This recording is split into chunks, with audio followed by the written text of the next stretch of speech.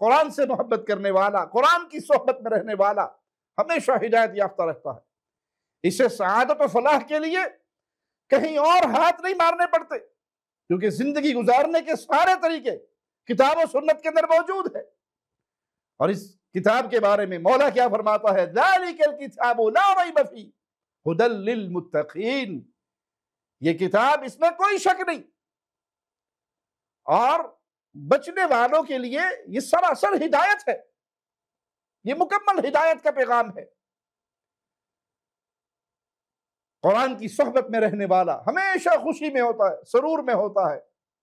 इंसान होने के नाते गम परेशानियां आती हैं, लेकिन वो गम हकीकत में उसके लिए खुशी का ही पैगाम होते हैं। वो गमों पे सब्र करता है, खुश हो जाता है, वो खुशियों पे शुक्र करता है, खुश हो जाता है।